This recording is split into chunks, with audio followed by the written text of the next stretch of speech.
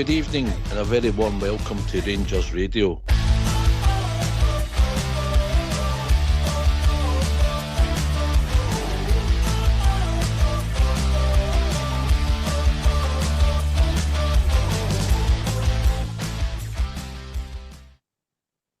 Hello, good evening, welcome to Rangers Radio. Join myself, Paul Sher, on the show tonight is a legend that is Bridgeman and my big mucker Southside, who's rolled up and bailed us out in the last minute. Cheers, gentlemen. Hi, evening, Ox. Good to be on the night with the Bridge at late notice. Rangers royalty. Look forward to the show tonight, and good evening to everyone listening in this evening. Evening, Bridge. Good evening to yourself, Bridgeman. Bridgeman. Good evening to yourself, Oxchair. I know, I'm just nuts. Good evening to yourself, Oxchair, and of course, Southside. Good evening. And of course, the techie guys in the background. Big good evening to you. To all the Rangers fans that are listening in all over the world, good evening. Welcome to Rangers Radio. Even refers to himself now. I know. That's when you're a legend. I just shot right out there, didn't it? What a shocker, What a shocker. The man knows he's a legend. You've got Elvis and Sting and then you're Bridgeman, didn't you? You know what I mean? Aye. The legend. Yes. Oh, yeah. I don't know if they were quite as good singers as you, Bridge, in your day, were they? Oh my God. Sting, your dancer. One of the finest. Well, let's just say they used to throw a lot of money doing that clip back here. That was to get me out of the way. Right, okay. A lot happening. Southside, quick report about the Robert Mahon Memorial Parade, if you don't mind, mate. Aye. Saturday, I attended that, the Memorial Parade. It was very well organised by the Wigan. I'd thought it would be. And it was a wee march up to Robert's Stone that they have in part of the housing scheme in Drumchapel. So we went there and we laid the reefs, had a wee service, and then we come back down to the halls and had some refreshment. But I'd like to thank everybody that turned up on Saturday, because there was about probably close to 300 people there. Ox, I believe, are doing about that followed the parade right up and back. So it was very well done, respected, and it was people turning out as we were walking through the streets of Drumchapel.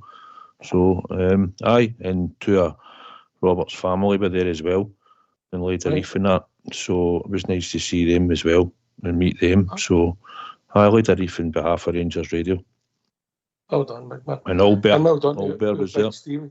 Aye, another Albert for making the trip along. And it's a big part of the Rangers story, because young Robert was part of the 66, a boy who came from the west end of the city, Tisby, Whiteinch and Drumchapel, and related to a lot of people in the west of the city. So well done for everybody involved, and a big part of the Rangers family, Bridgeman. Absolutely, pal. I've been up at the wee Stone with the big Stevie a couple of times. Very nice, and it's not a bad wee part of the city, the scheme. But really and truly, it's so nice to see it, and well done, Southside, and of course to Albert as well, and to everybody that attended. Well done. Many thanks. And also, we've got to doff our hat to Big Stevie, mate, for all the work he does. Oh yes, absolutely. All these things don't happen by accident. It takes a lot of time and effort, and Stevie's a driving force. But he's a force of nature and everything he does, Southside, even buying around the drinks is an adventure. There was a few refreshments had afterwards, but Big Ian was there. You'll know Big Ian, who's been on many a documentary. Box. He was there, and also his good pal Jim.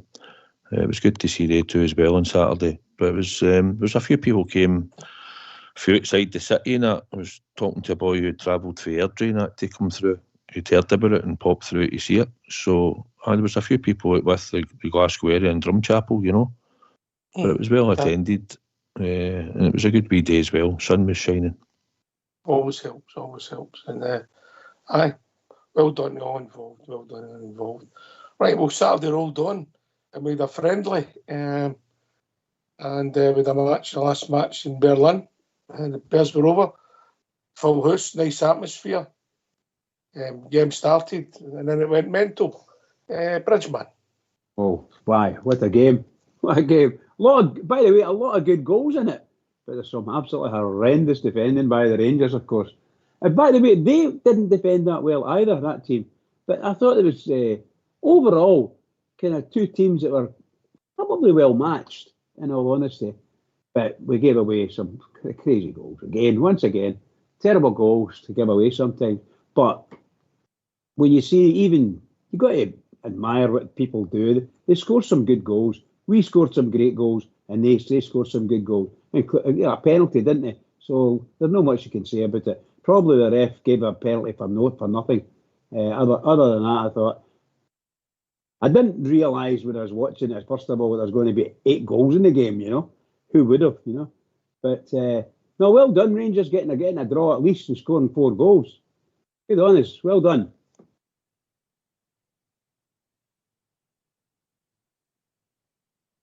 The game started, so we kept the ball reasonably well. We were bright, made a chance. Maybe if Scott Wright put his hair out his eyes and opened his eyes, he might have scored.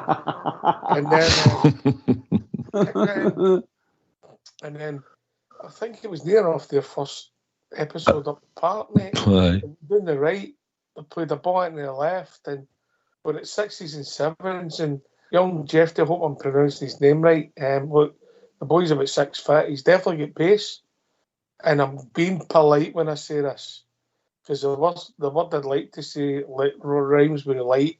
Let's just say was raw in his defending. Southside.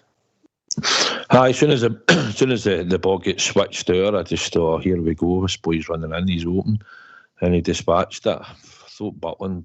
We'll comment on that, mate. We'll comment on. But listen, he hit the target. I'll say that. He put it on target and it hit the back of the net. And it was their first attack, because I think for the first 4 or 5 minutes, we were sort of bright and sort of we're forcing the play a bit.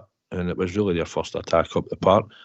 Aye, we're open there. Yefte was out of position. Cortez was tracking back to a point. I think that was the first one. The second one, I can't remember. But similar goals that we lost day to. But when the ball came across Oaks, I thought, he hits the target, he's probably going to score. And he rightly did. So we've seen where the area we can be opened up in. I think he knows it. Clement, he talked about it. And it's something that we'll need to address going forward.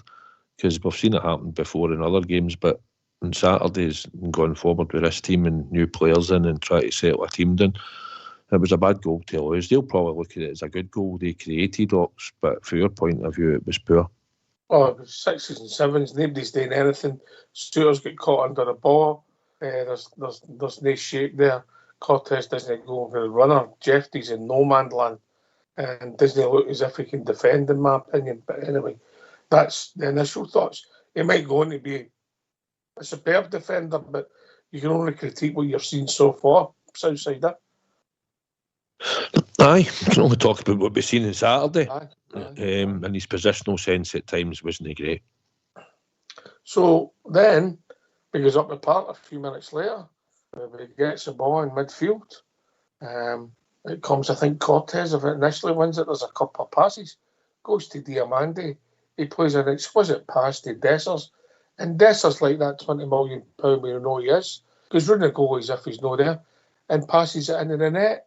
I don't know if everybody cheered or just like myself was open mouthed. Bridgman. Oh, I was cheering. Let me tell you, I was cheering. I thought it was a brilliant goal. If that happened in an Old Firm game, the place would have been just amazing, superb. Great goal for Rangers.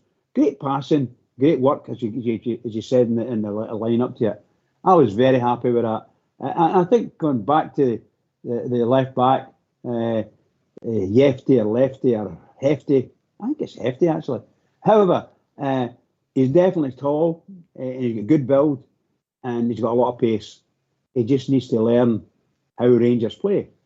I think that's all it is. Just needs to learn how Rangers play. I don't like people learning their trade in their first team, mate. No. Not learning how the Rangers play.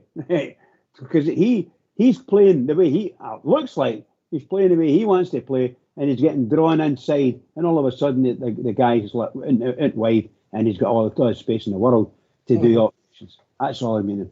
No. So say CD9, were you cheering or were you open mouthed? I was open mouthed. Listen, it was a good pass, a good move for him. He was quick thinking. You know, he's probably done the right thing because it was the end product that finished it with a goal with a wee bit of aplomb. So I can't take it away from Ox. He finished it well. It was a good pass for Diamonde. Something that we've been looking for our strikers today, sort of move, and midfielders to be picking them out. So I thought it was a good goal, to be honest, Ox, you know. Aye. Oh, no doubt, mate. No doubt. If that had been scored in the Euros, you'd have seen it over and over again, mate. Yeah, no, with the way the pass, the touch, the way the goal came out and he dinked it, dumb goal, you know, and you're like, you can't trap a bag of cement sometimes, and then you can do that. It just doesn't add up, Bridge, does it? No, it does not. And yeah, I look on that favourably, and a big plus for him. He's been getting some absolute stick. Now he managed to pull something out the hat on that game, and then I think it was only this morning or yesterday I listened to his after-match interview, or an interview in the airport or whatever, and he was telling us how brilliant we were. That's my interpretation of it. Anyway, so. He's a positive guy. He is indeed. He's mentally strong. We can say what we like about him. Southside. He's mentally tough, isn't he? Oh, he has been for the amount of criticism he's had for his time at Rangers. Let's not be kidded, and some of it's been justified. It's the hardest thing to do, stick the ball in the back of the net. I've always said on here, the two positions, the goalkeeper and the number 9, that's probably the two most pressurised positions that you get at Rangers. Well, they're all pressurised, but you know what I mean. And he's took the criticism and he scored goals. I thought, I've said to you on here before, I think when he came, maybe it's his age factor and that, Ox, but I think he settled into the club and he bother. I think, you know, he's handled the occasions that other players maybe take time to settle. He came in and settled straight away. And he was certainly smiling after it was interview as Bridge was alluding to that. But we need better than he needs to be doing that every week. And well, we need more firepower. Let's not be kidded. He's not going to be the only number 9 up front for us this season. We'll be getting another striker. No, so then, well, we were playing okay. It was quite an enjoyable game. We looked to more lightly. They put a long ball into our right back channel. Tav just, I don't know what he was trying to do, Southside, and then the boy cuts inside, and then Diamandi comes, in my opinion, gets the ball. Referee pointed to the spot, gave a penalty. It's only a friendly. It didn't look a penalty, but the defending again was shocking. Southside first, and then Bridge can come in. Aye, the minute the boy turned inside him, and then he's just he's down on his backside, isn't he, more or less in the box, and the boy's away. Hard to tell it. The referee immediately blew and pointed to the spot, which made me think he seen something happen in the box.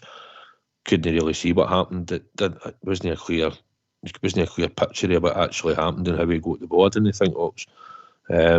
So he gave it, and we were up against it again after coming back to the one each. But Tav, listen, he's been, if the manager's right, he's been struggling with an injury and he's trying to come back. He wasn't very good against Birmingham, but he only played 45 minutes. And by all accounts, he's probably put in that game because Sterling seemingly had a wee muscle injury. But he didn't look great at times, Tav. He still looks a bit off the pace, but it could be the fact that he's trying to get fitness. I'm unsure really of what's going on with him, to be honest. You're a very polite man, Southside. Bridgeman? Yeah, I think that, what Southside said there regarding Tav is I dare say, maybe he is carrying an injury, but it's no excuse. Absolutely no excuse. Tav's been absolutely stinking. Every game I've seen him, he's been rotten so far in the pre-season stuff. However, the manager trusts him to a certain extent, but seriously, the one he gave an own goal, dear, don't even know what he's thinking. However, the guy's trying to come back, so we may have to put up with that if indeed the manager's going to keep him. But I certainly you look at the way the goals were, shall we say, the lead up to the goals, the penalty. Well, like Southside, I'm thinking, I didn't even see him touching him, like that. I don't think it was a penalty, Bridge. But all I'm saying is that I'm going like that, but at the same time, I'm saying, well, the boy, he looks flattened, So the referee gives it, and well, what can we say? But to me, that was the whole thing was all surrounding Tab. Yeah. Tab, yeah. And then with the penalty, and I just want to talk it. You mentioned Jack Butler on Southside, the first goal, and then the penalty. I don't know what his technique is in penalties, but he's very seldom close to him, is he? Yeah, I don't know, but first goal, it did went through him. Let's be honest. I mean, I know it's only pre-season, but if we're judging his form in pre-season, it ain't great near. No. Think back to the Ajax game and then on Saturday, mate. He's not looked too great, to be honest. I don't know what's wrong with him. I just thought when the boy hit it was near his sort of post, and to expect him just to kick it away with his feet. That was what he tried to do, obviously. And the penalty, listen, he saved one penalty, hasn't he? Well, he's been at Rangers, and I don't see him saving many.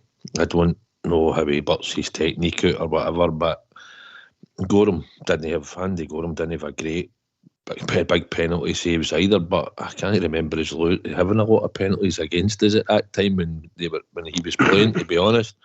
McGregor had a technique and it seemed to work, but he's not really been close to many in any penalties that have been took up.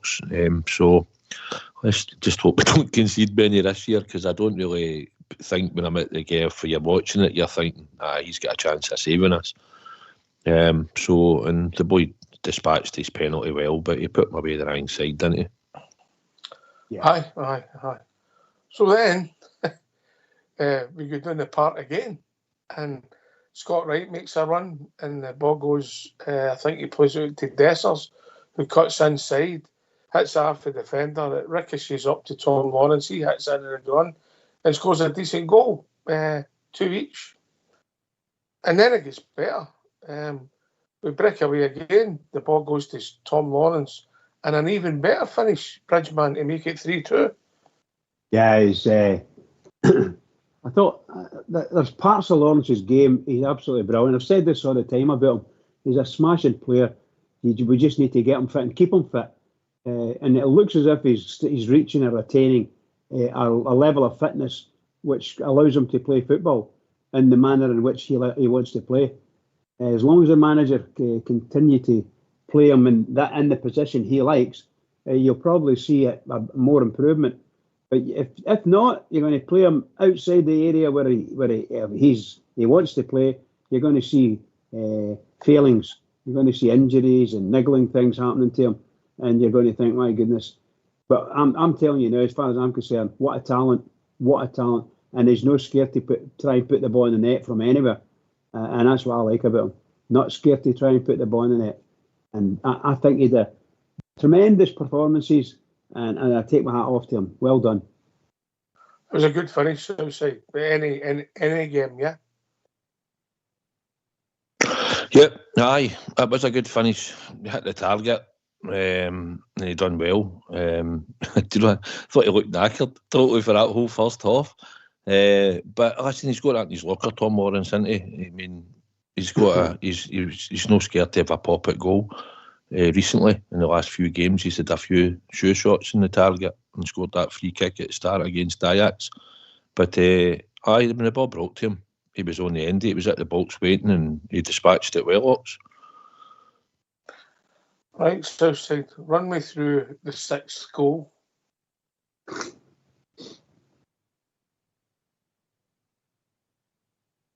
The 6th goal? Aye, make it 3 each. It happened again, didn't it? Same ball, same. Aye. Was that? I'm trying to think back now. Was that the one when Cortez was actually chasing him, and then he seemed to sprint off him just about the edge of the box? Aye. Yeah. Listen, Cortez was getting it, and a few of them got a text and that, and they're saying, "Here, what's the score with him?" Listen, he's been out injured for a bit. He's back. Aye. He's hardly kicked a ball. it's game for that side. Yefty, I think, got attracted to the ball, didn't he, towards the centre back? And he didn't check. I know he's facing the way the ball's coming in, but he's no checking out his shoulder to see if somebody's coming. At no point did he even look like he knew anything was behind him. He was just attracted to the ball. That's probably inexperience and probably having to learn things, and he's not a complete article, and he's good at some things and he'll be less good at others, which you'll need to learn quickly. But carbon copy again, right out of the back, and just you're free in it. Aye. And then half time you're thinking, all right, okay, this could be anything. So the game calmed down a wee bit. They changed their whole team. We made some changes in the full back positions. We didn't get stronger. Young Leon come on. I've got a bit of sympathy for young Leon personally, because I don't think he's played enough football. But I thought that would be his position. It just doesn't look natural there. So, but just in what I've seen in the last couple of games, he gets turned a wee bit. The guy goes inside. Nobody's really near him. He passes into the goal. Big Jack's no brilliant again. And we're 4-3 down. But we respond, Bellbridge, and we got the part later on. And Dessers scores another good goal. Yeah. Like the young boy, Leon King, unfortunately for him, you're absolutely 100% right. And not only him, there are many really good players in the Rangers squad, youngsters, that should have been getting games 2 seasons ago. They should have been playing in the first team. And that's what you're seeing as a result of them not getting consistent games. Even 10 games a season, not getting anything in some instances. So it's obviously showing. The young lad was put in at right back. I don't think he's ever been a right back, but he was playing at right back. And for me, he's a right-sided midfielder. That's what I see him in. And let him play in that position. I think that's his position. Let him play in it. But the manager's a manager. He's going to do his picking. And yeah, Dessers goes down and scores another tremendous goal.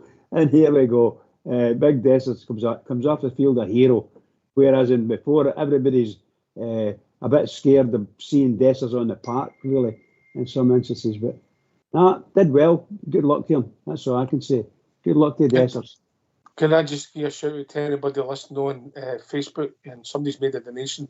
Call Jamie to the stars on Facebook. We don't accept donations. This is a free platform, Jamie.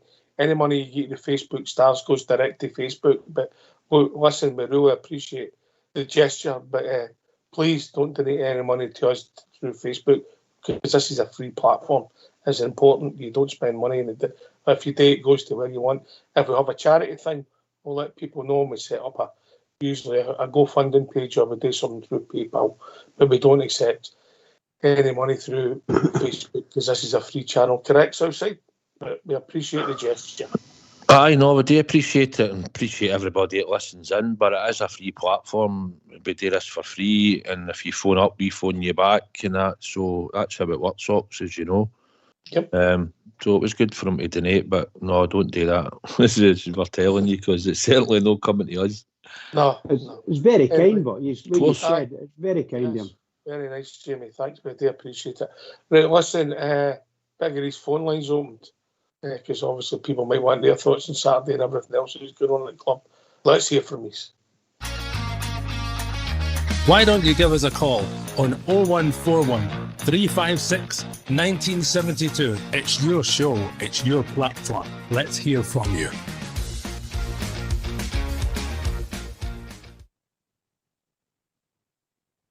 Maybe I'll start a GoFundMe page after Wednesday night's episode.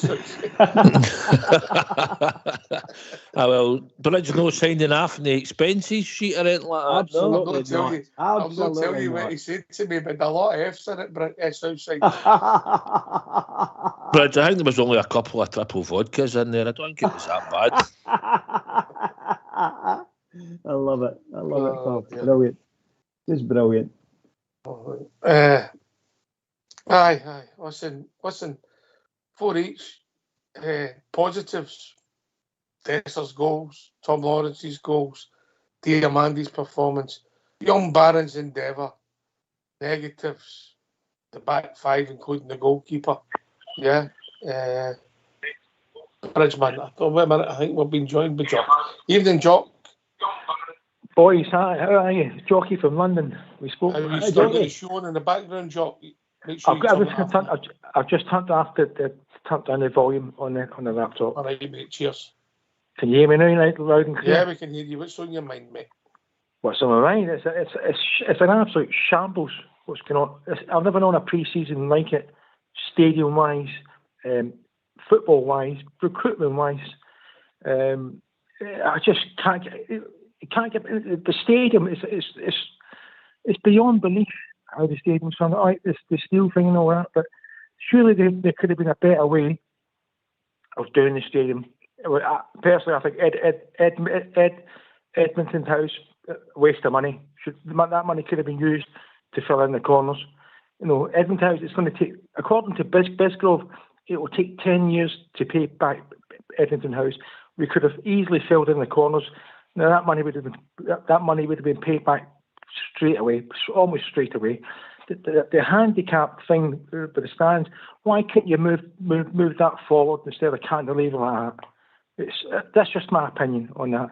As for the recruitment, why spend £2 million I can't pronounce his name. In Ganami, the Moroccan kid anyway. It seems like that's a prospect for things to come, but we don't have time for prospects at the minute. May I just say to you boys, 1 and 13 in titles, we don't have time to mess about. You need players in there running straight away. That's my opinion on that. That money could have been used towards SEMA, or a deal to get Big SEMA back. I'd like SEMA to come back, mate, but it depends if you've also got to... Yeah, look, may I say also, look, 22, loves Rangers. He would have been top scorer last season had he not gone to the silly tournament in January and got injured. He would have easily got 20 goals, 25 goals, easily. Yeah, you've also got to remember that his parent club have got to be willing to sell at a price that would be willing to pay. Yes, I get it. Brighton looking for the best price, but we don't know what the best price is. We don't. A lot of points in there, Jock. I'll take. Okay, thank you. May I say, guys, it's great to hear you guys back again. All of you, it's fantastic, really fantastic. All right, mate. Right, Southside, I get it on the recruitment. I'm not surprised that people have to go in and out because of a lot of reasons, but I think that hopefully there'll be more movement in the next few days, and it's never going to be early enough for all us as supporters. I get the frustrations and watching them Wednesday night. A bit better than Saturday, but Wednesday night, Southside. Good to hear you back on, Jock, for the new season, pal. Southside, there's a spot for you in Talk Sport. I guarantee you keep me on the morning show with my coins to tell you. Do you think so? I don't think so. But anyway, thanks for your compliment. There's a spot for you, pal. There's a spot for you in Talk Sport. Easily. There's, I know what you're saying. It's frustrating that we've not got sort of, you know what I mean? for the players coming in. Jock, there's a favour, mate. Jock, it doesn't work. I know. People talk at the same time. I know. I'm just Jock, excited to see you. Yeah, I know you get excited. Southside has that effect in men, right? Oh dear! It doesn't work if we all talk at the same time. Carry on, Southside. I get it. Yeah, listen. I hear the frustration. We're all a bit frustrated, Jock, that we've not got certain players in. Maybe more players that more experience and would have had in the door thinking, right, he's going to do a turn for the Glasgow Rangers now, because we know, I think we need 2 centre backs, we need another midfielder, we probably need another 2 strikers, and that's honestly, I think we need all that straight in the door, but it's not all going to happen in this transfer window, I don't think. So hopefully over the next week and probably next 2 weeks we'll start to see maybe at least another 2 or 3 players come in, and hopefully then we can recognise who they are when they get in the door, and we can think that they'll make a difference for the Rangers. As in the stadium, listen, it is what it is, Jock. It's unfortunate. I've been at all the AGMs, and I know that to help out the disabled people that were sitting at the front of that east enclosure, and it wasn't great for them. No a perfect view at all. And also when it rains and stuff, they were getting absolutely soaked. Also, some of them trying to get to the stadium as well has been a complaint with the road situation round about the stadium, which isn't the Rangers' fault. Glasgow City Council. But it was something that had to be done for them, Jock, to get to further, because they're the support and they turn up week after week. And it's just unfortunate there's been a delay in the deal, and it's now snowballed into Hampden, who we're talking about now at the end of September. I feel sorry for all the supporters that are having to change and travel, and I feel sorry for Clement, because I wanted him to have the best chance this season to succeed. So we'll have to do it at the start for Hampden, as much as it's going to be an inconvenience for a lot of people. So the statement today, I think he said what we all expected him to say, because I don't think there was anything else he really could say. We know that there was going to be a delay, and I think we could all gather it was going to be September into October time at the earliest. I think we all thought it might hang me, and he said as long as he still arrives in time in the second week of August, then he's hoping that it'll be. But I've got a feeling it'll be into October. But as quickly as possible, Jock, we're hoping to get back into Ibrox. That's what we're hoping for. That gives us problems. That gives us problems in Europe. Yeah. On the recruitment, Jock, look, financial fair play's got some influence in it. I get your thing about the project, but the trouble is, if you're trying to build things, you've got to build for today and tomorrow. We want players in for today, and I get that. I don't disagree with Southside's numbers. I think we need some defenders. I think we actually need, when I watched it, we might need fullbacks as well. And then we've got boys in midfield, Barron, Diamondi and Raskin are all young. Are they going to get you through a season, or do we need somebody else in with them with experience? And then we got up front, we've only got Dessers and Danilo now. Lammers is away, Roof's away, guys that were part of the squad, so that's freed up with some money. We've brought in a right winger, we've signed Cortez. It'll be interesting to see how he does when he gets back to fitness. He's not fit yet, but we need some bodies in, but we also need to get some people at the door, Jock. Look, two centre-backs is a must. Going into the season, much as I love Big Billy going, it fills me with fear, Davis and Suter together. Absolutely. We're not going to... Look, not a chance. You need two steady. Let's just say steady. Somebody, I would... Like McKenna's on a free. Will he come to Rangers? I don't know. Harry Suter, possibly he's been linked with. He's a big lump of a defender. Would he come? I don't know. But we need two recognised centre-backs. No doubt about it. Even the full-backs, I'm a little bit... We can't go in with Tav. Tav, from what I've seen in 2 games, doesn't want to be here. Get him out. He has to go. His time's up. He's going to ruin his legacy. Let's just back his legacy. So many goals, so many assists. Thank you so much. Handshake. See you later. It's time for Tav to move. That position. The trouble is, unless the deal's favourable to Tav, he's not walking about. He's not walking away for £3 million. Bridgeman. Yeah, he's not going to walk away for £3 million, and that's for sure. However, we don't know what Tav's going to do, and we don't know. Jockey's right as well. We desperately need centre backs. I've been saying this for the last 4 years now, maybe 5, maybe 10 years. Where's my giant centre half that is going to carry us through? Captain of the club, 6'6", monster, killer, call it what you like, and a good partner for him. But we're never going to get that by the sound of it and feel of it. But we need centre halves. Most assuredly need centre halves. The centre half you wanted the party, we need Beltrami, Bridgeman. I know, but I just, for me, to me, in football, most of your great captains of the club were defenders and primarily centre halves.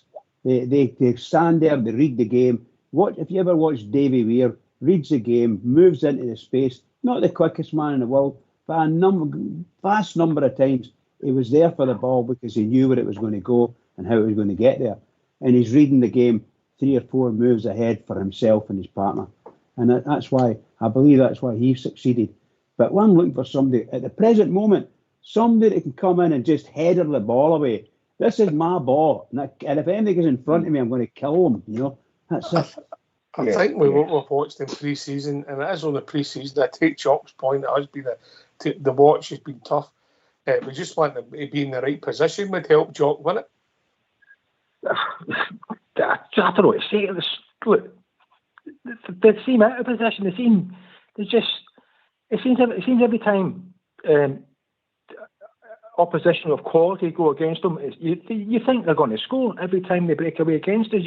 You got your hand over your eyes. You're thinking, oh my God. We can see it, and we're the fans. We can see straight away. Look, this needs addressed. This pairing in two needs severely addressed. Like Albert said, they're two big uglies. I don't care what they do. Kick the ball, whatever. Kick them. Read the game. But this pairing of much as I love Big Bird Bolligan, being a great guy, but he's not going to last the season. 20 games, if that. Davis is shooter. He's covering, mate. If it went well, mate, you would be lucky. You wouldn't want to see him a dozen times outside. No. That's what it is. Yeah. I agree with what Jock's saying. Balogun, Davis, even on since we've had him, hasn't shown that he can string a lot of games consistently together without picking up an injury or whatever and going out. Balogun probably couldn't play 2 to 3 games in a bounce when he was there the first time. So you wouldn't think that would be the case going forward either. And I still look at Tom Lawrence's idea in the number 10 in there. He's going to be lucky if he'll play week in, week out. And if he is playing well for a few games and scoring and that, and then suddenly goes out, we've got to have players that can come into their positions and fill in, or you want them to be better than what we've got. So we'll have a strong-ish team to start with, but they all have to stay fit, Jock. And I do believe that we'll get additions into the club, mate. I do believe that we will get at least another 2 or 3 players in the door just shortly. Probably within the next 10 to 12 days, I think we'll get players in. You'd like to think Southside, as the Goldstein one's announced, that well, obviously that leaves us with only 3 recognised centre-backs in the young project. Who done okay after a ropey start at Birmingham. Let's say he wasn't the worst player in the park. But we've no got. We're losing our most experienced centre-half, our leader at centre-half, and also one of our biggest earners. So you're hoping we'll replace somebody similar ilk, but younger, maybe even on maybe similar wages in some respects. Chuck? What's goals on 37,000? So we're not maths teachers, but you could possibly get 2 centre halves for that, half the wages. But we shouldn't be thinking of money and wages. I know financial fair play comes into it, but we've got to be thinking, 2 good centre halves. Look, there's 2 available. Anybody in mind, Chuck? Anybody in mind? McKenna. I watched McKenna at Forest. I thought McKenna done okay down here. Would he come to Rangers? I'm not sure. Suter? No, Harry Suter? He's on big money at Leicester. Yeah. All right, Joan, how you doing?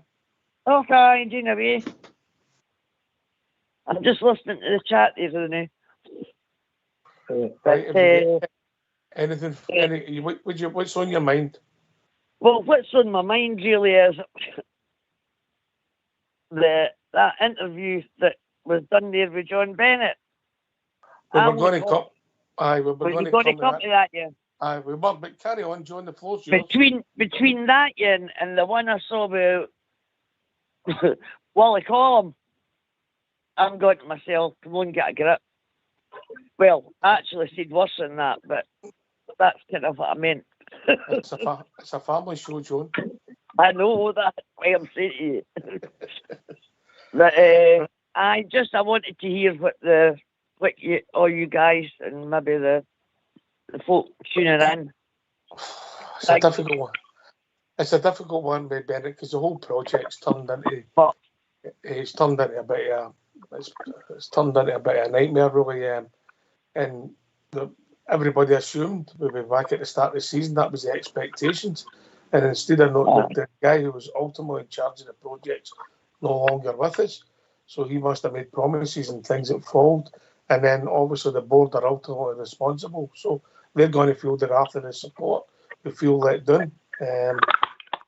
Because somebody's ordered steel for the other side of the world, and it's you've got to rely on it getting here, and it's not turned up. It's as simple as that. South side. Aye, I listened to his interview. I didn't think he was going to say much, John, for what I actually thought and what a lot of have thought. It would be probably September, October time. I was thinking we'd get back into Ibrox. I didn't think the deal was going to take as long as August. I was led to believe it was going to be around about July the 21st to 23rd, but it's obviously delayed again. So, well, he says there's only one ship that's thinged into Glasgow, so there's another 2 ships on the road. I thought some would have been here a wee bit earlier. I thought the second lot would have been here probably this week sometime, or just a few days ago, which it hasn't. So he's clarified that to say it's going to be in another couple of weeks. So it is what it is, and we know what we've got today now. As soon as it comes, we need to get on it and get it started, and hopefully it'll get fixed as soon as possible, and we'll get back to Ibrox. Apart from that, he talked about player trading models and things. Listen, I'm as disappointed as anybody. You've heard Alberto in here saying before, it's just a tick box exercise. It's a youth club. Me and him have spoken about it. We're going to watch the B team tomorrow at Capello playing, and we'll see what's there. But I keep saying to him, for some of the boys that we've got in that academy now, and as we talked on like Leon King and players like that, it comes a time where if we're not going to progress these boys to find a position, because Leon King's never a centre back, never in a million years, and if he is, he'll never play for Rangers consistently week in, week out at centre back. So if we're going to sell these boys, Devine and him, and on time, if Cole McKinnon doesn't make it and the rest of them don't make it, then we need to start selling them and getting money back for them. It can't be that they're walking away for free like some of our first team players have done recently. So we have that academy is meant to be the best in Scotland. It's meant to produce the best young talent. If we can't get them into your first team, then we've got to sell them down south or somewhere like that where they'll pay the money for them. Are you telling me, Southside, and I'll not repeat this to anybody, are you telling me that you think Albert's right?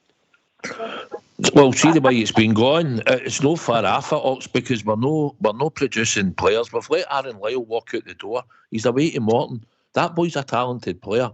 Me and Albert spoke about it. That boy had, I don't know why he's no kicked on. Clement's obviously let him go. He might have looked at some of the academy players, or else it's the coaches that's been in our academy. You know what it's like when it changes your coaches and there's still people there and they might think that boy's no really that attitude's wrong, or this is no right about him, or he's no just our cup of tea.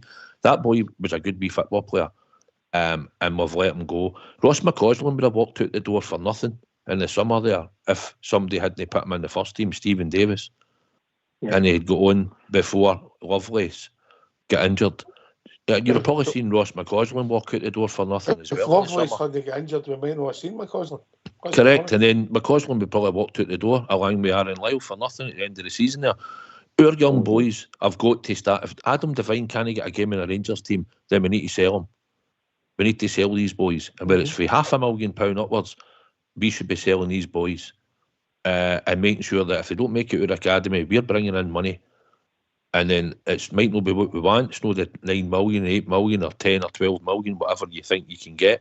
But we need to start bringing in money for them. If they're not going to make it, Rangers, and like we said, 14 years some of these boys have been at Ibrox. Some have been 14 years. That's a testimonial they should be getting. They're neighbour near the first team. They're neighbour near the first team. Some of them were signing up just when I was starting secondary school. I don't think so. May I come in, Southside? On you go, Jock. Look, I don't think. Look, we have had players come through the academy, which we've lost. We lost Billy Gilmore, great player, going for a bit of money. We lost a young striker who never signed the contract. He went to Aston Villa. What's his name? Is it Kyle Weil? Watson, boy Watson.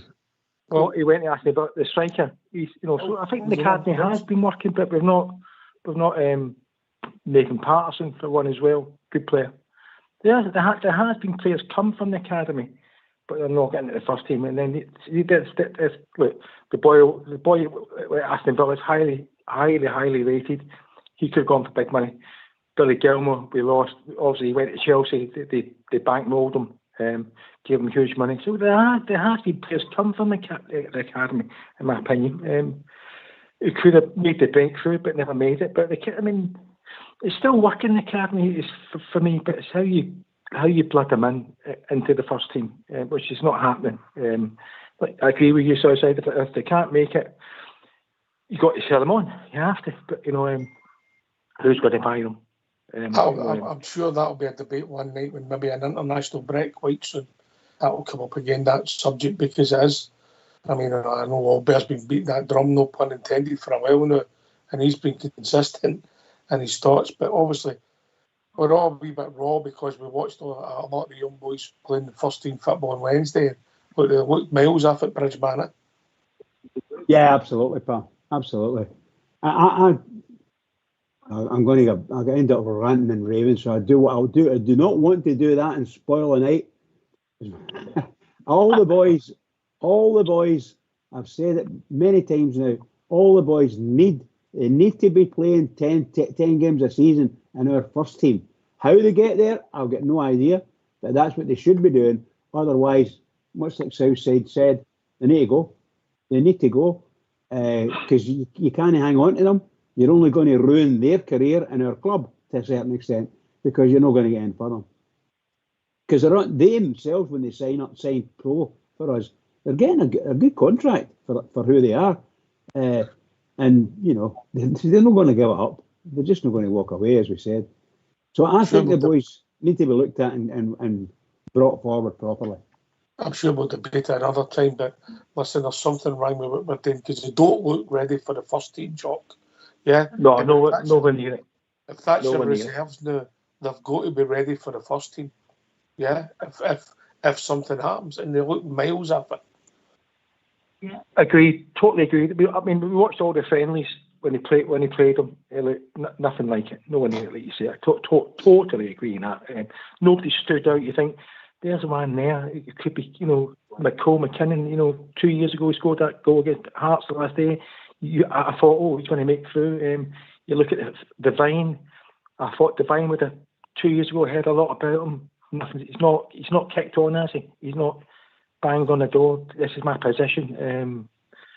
So yeah, I agree on what I've seen in pre-season. Forget it. Absolutely forget it. Not a chance.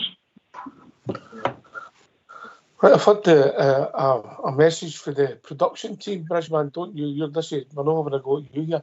Domarnock, stop sending Bridge messages. You're making his phone ping. Yeah, see, we're blaming Domarnock, Bridge. Oh, sorry. Do apologise. Right. My phone's the other side of the room. Just hold on. I didn't realise it was on. Wait a minute. Oh, that's right. It gone now. Okay. That's for the production stuff. Right. So John, look, there's a lot of reasons to be frustrated at the moment with what's happening at the club. Obviously, we want some players out. We want some players in. Hopefully better than the ones we got. We know we need some new players to let the manager build his team. We're going to hear from the manager after the break. We'll let him explain it. And obviously, what's going on in the background with the stadium, added to it, that's multiplied because things haven't gone well pre-season on the park. I just didn't understand sometimes why they didn't put the young lads training with the first team, and maybe it would be seen more that yin's no ready and this yin's no ready, etc. I might be wrong on that, but I think that'll be up to whoever's in charge of the first team coach, and everybody has some things slightly different. Yeah, so I don't know what Philip does with that. He did say that some of the boys weren't integrated enough for the first team Southside a few months ago. He did mention that, didn't he? Aye. Listen, he's took a few of them up. Now, there is a few, John, that's been promoted into the first team squad to train more regular than what they had been in the past. It's easier to bring in. It's easier to bring on a young boy when your team's playing well. You're getting results. There's a confidence about the club, and you're winning regular. It's easier to bring a young boy in than it is. Jock's right. I remember seeing Cole McKinnon a couple of years back at Hearts. He went on to Thistle, he scored some goals there. Didn't play as regular. But you have to, at some point, think, right, is this boy ready? He came on against, was it Betis away, was it? I think he came on. So he's had a wee taste of it, but it could be down to what he sees in training.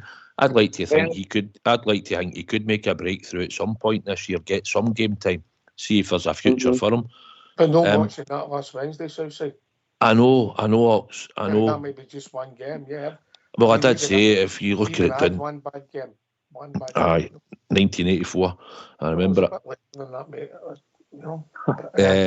But you know what we're getting at. But they've had a lot of, the whole team and Everton had a lot of criticism for Wednesday. Oxman, we watched it. It was really poor, structural wise, and Everton.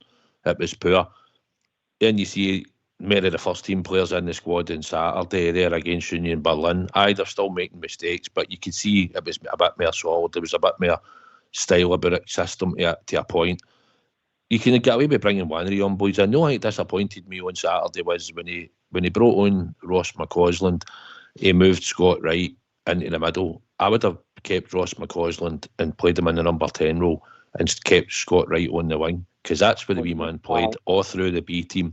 I know there's a big change from B team to first team, but that wee boy in the middle of the park will be a totally different player you'll see for what you see on the wing.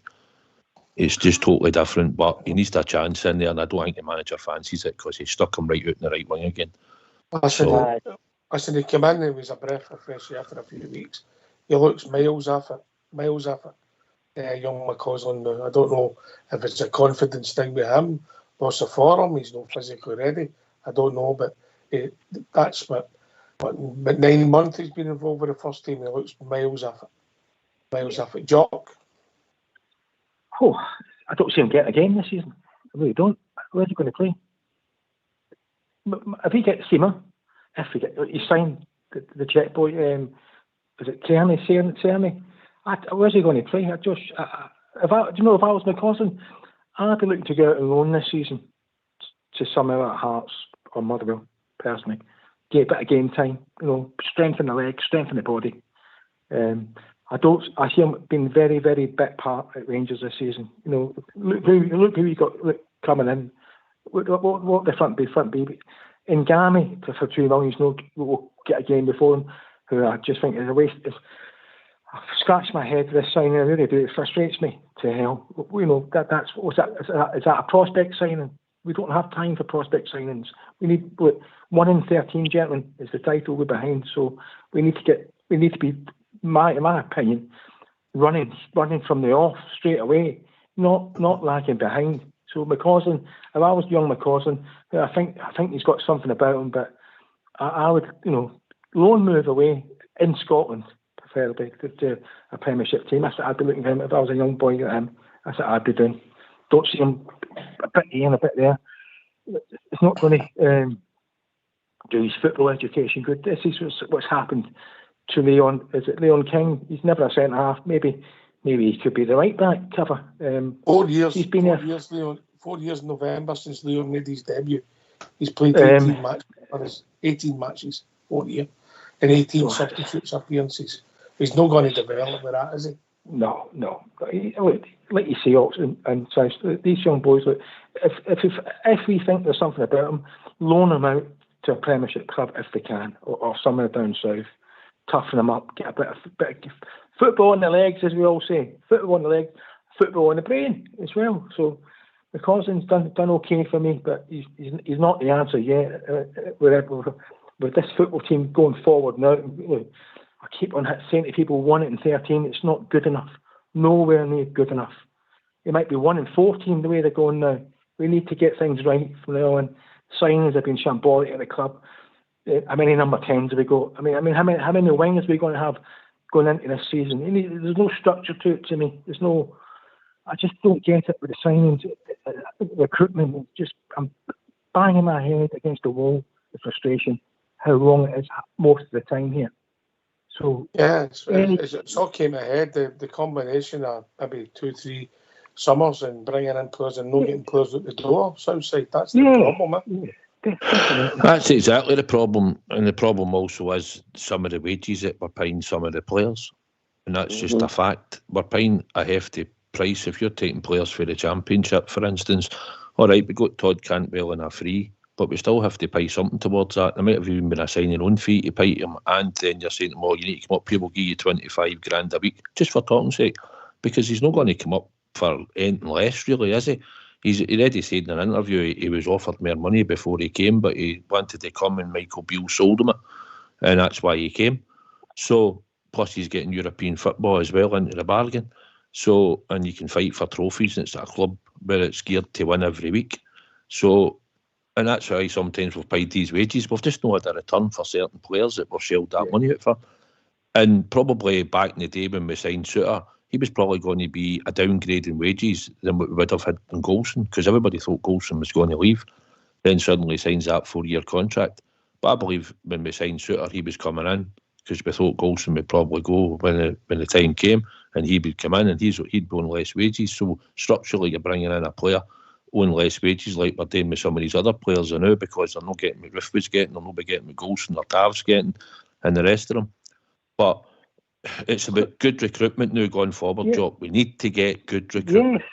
Yes. And that's the issue. Sorry to interrupt you. Savvy recruitment, please. Savvy recruitment, not silly recruitment. Savvy. You know, who's looking at these players? Who's doing all the Is the root cause we've changed the manager too often, Jock? If that makes sense. Well, we've chopped 3 times now, haven't we? Look, since Gerrard left, we've had Gerrard,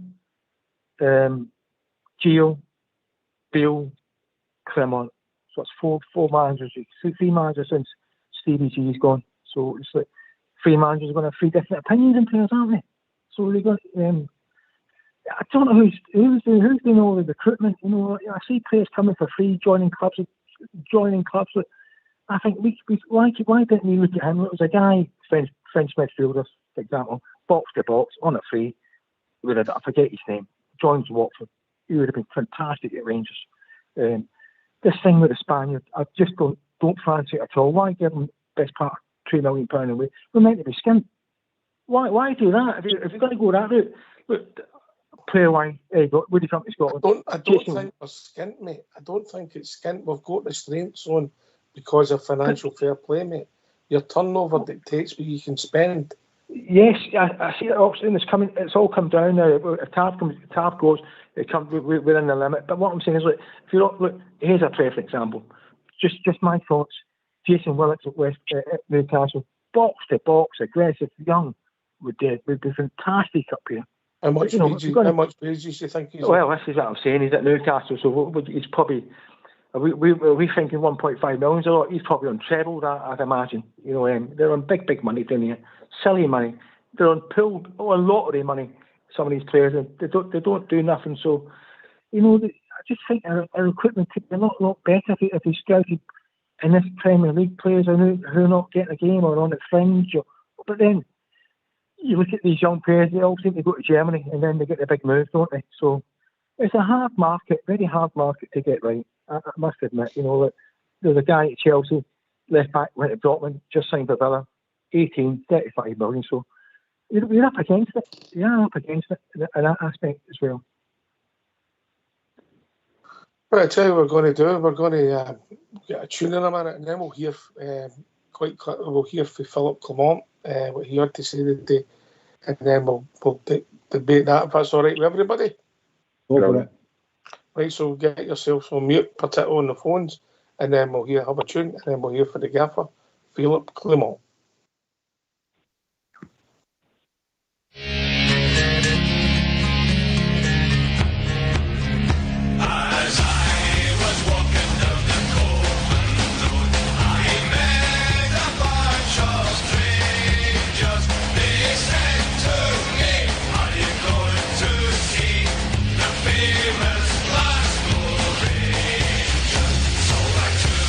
Them up to my rocks,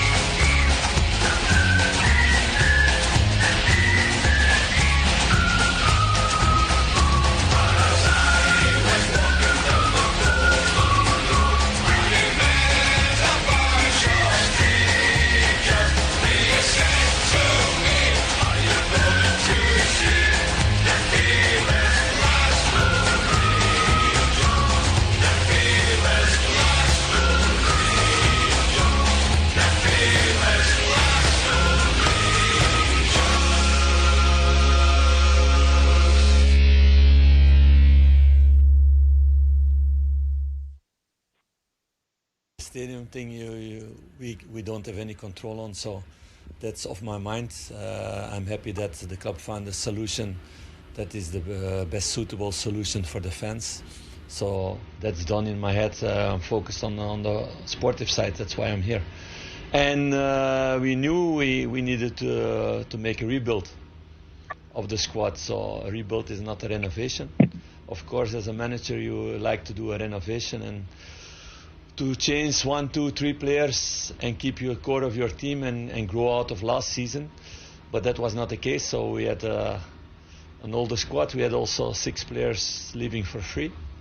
They were end of contract, so that changed a lot. So there's still a lot of work to do. Is the rebuild proving to be more difficult, more extensive? It maybe feels like fans think more should have been done by this stage. There's a lot of question marks over a lot of players still, and maybe not as many new players through the door as perhaps they expected. But I think if you can find one fan who's happy now about all the transfers done in a club, you will do a great job, I think. So it's all over in all the teams, all the squads that fans want more, and that's why they are fans also. That's normal. It's a busy period. It's also a period that started later than normal because of the Euros.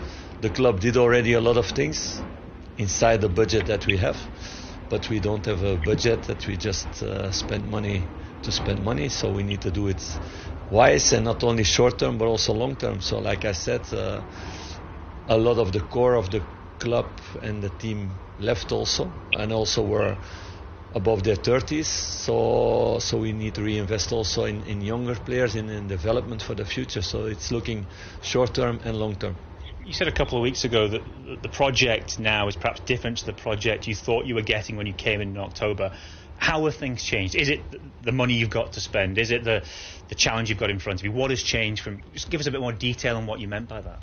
No, there are different things. You step into a club and you don't know the club well, you don't know the squad well, you don't know every detail about every contract. So it was for me a big surprise to have 6 players end of contract, and we had some that we wanted to keep also, but they took another way because they could earn much more money somewhere else. So those things you cannot take in account in October.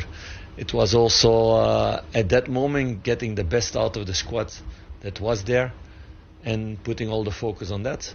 And now it was clearly for everybody inside the club, outside the club, that there was need for a rebuild to be stronger this season and also the years to come, and to get also players in who can be added value for the future, that the club needs to sell against players to gain money out of that, and to use in that way to get 2-3 others, for example. So it's in a way also an investment into players. You said there were some players you knew you would leave. There'll be some you expected to move on. There are others perhaps you wanted to keep. And Todd Cantwell probably fall into that bracket, someone you thought would be here. He's asked to leave. You've spoken about that recently. Is that door closed now? Or is there an opportunity he could come back to you and say, look, Gaffer, I've changed my mind. I believe I can contribute here? Because he's a talented player. There's the potential still within him. No, I kept the door all the time open all these weeks, because it's already a while ago that he came the first time with that. So no, it's as long as a player is here and we believe in his qualities, the door is always open. But of course, we need to focus now on the guys who are totally with their minds in the club and to getting the results next couple of weeks. So we will see what happens. Realistically, are you where you want to be for the start of the league season in 5 days' time? And of course, those Champions League qualifiers that are just beyond that. I think we made really good steps in this pre-season, but in many ways that people don't see, because they don't know the past or they don't know the details. But we have 5-6 players who the last 3-4 years never had a full pre-season, and they had now. So that's a big step forward for them. We had players coming out of injury that lost a lot of last season, like Danilo, like Oscar Cortes, who were out for months. So they are in a positive way. They did all the trainings that we planned to do with them. They're not yet at their best shape, but it was impossible at this moment. But it's for sure a positive. We have new players coming in who could take experience. Of course, they need to learn more.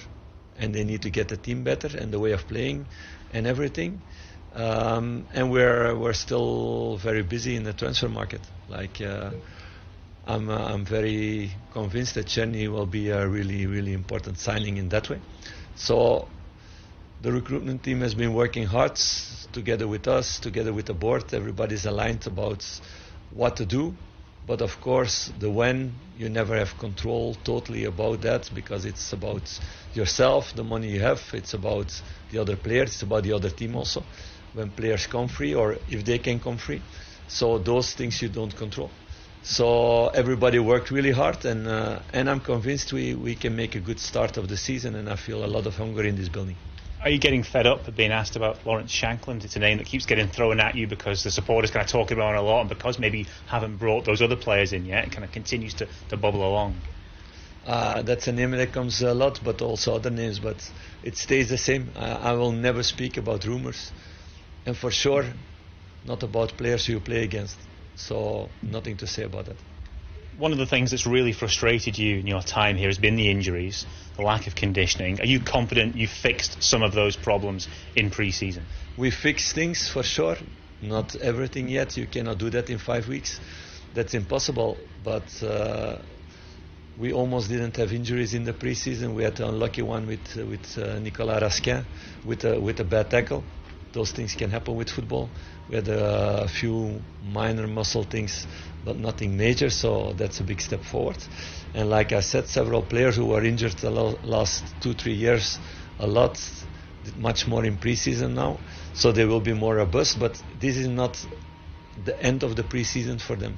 The next 2-3 months will be also crucial to make them stronger and to make them better. So we need to make a good combination with making them stronger and letting them play games, and that they are ready for things, and of course to win the games. That stays the most important thing. You know how it works in this city, this country. There's always someone who's in trouble. There's always one team that's the stronger. Celtic are the favourites for the title. They are the defending champions. They've been more stable than you have over the course of the summer. What's your argument for Rangers winning the title? Would you put your money on Rangers lifting that trophy at the end of the season?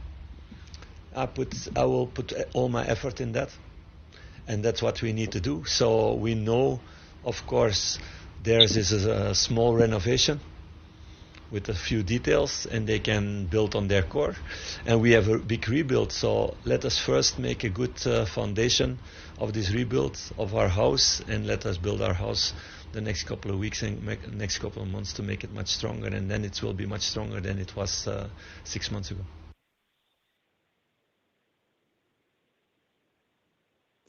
Right, thanks for that, Fox. Some interesting points there. Just quickly, Southside, who's the player you think that you wanted to keep who went for big money? My gut tells me John Lundstrom. I would think that's probably it myself. I just think, midfield, they would like to probably kept him, but it wasn't for me, mate. I told you that I would have got shot at him long ago, and I was glad that he's left, to be honest. Aye, well, no, everybody floats everybody's boat, but we've been joined by AK. Evening, AK. Evening, Hawks. Southside, Bridgespan, and the callers that sold the call. Been a good show tonight. Kelso? Evening, Bridge. How are you doing? All right? Aye, doing fine, pal, doing fine. Excellent. Interesting interview with Clement there, and even more interesting interview with Bennett earlier.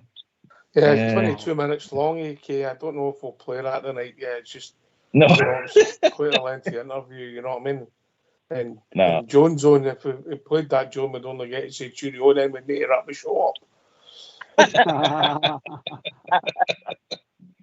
Well, aye. What's your take on Clement? We'll come to obviously as the week goes on, and that when we're back on, I'm sure the situation with the stadium will be brought up and everything that's going on at the club. But what do you take on the football side? It's what Clement said. Obviously, it looks as if there's going to be movement. Who that movement is, we don't know. And he also says you don't know if they're in the building or signed on the dotted line because you're not in control of it, AK.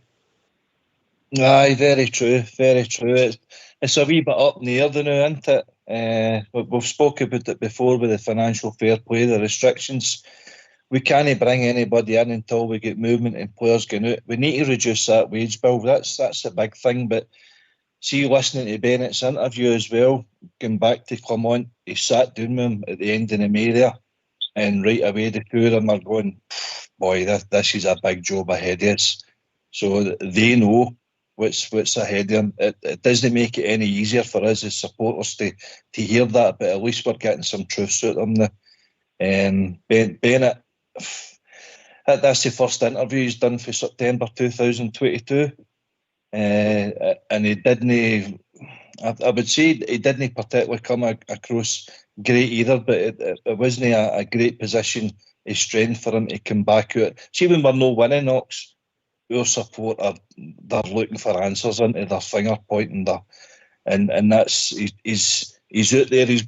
Eventually he's brave enough to go out there and give an interview to Rangers TV, but he didn't answer a lot of probably questions of what the season ticket holders is looking for, i.e. how are they going to accommodate them at Hampden, where are they going to be sitting, things like that. So, but it's all a wee bit up in the air now, but I think the two of them realise actually the state of the club that's been left in for the departure of Wilson, of Robertson, of Park, and that, and they've got to pick up the baton now and try and make a job of it.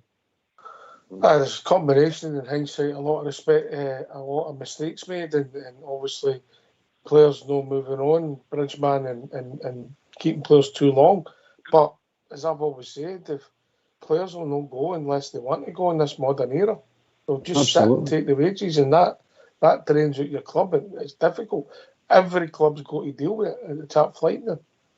And not just the top flight, everywhere, all over the world, players just sitting on their contract. They know they've got that comfort factor.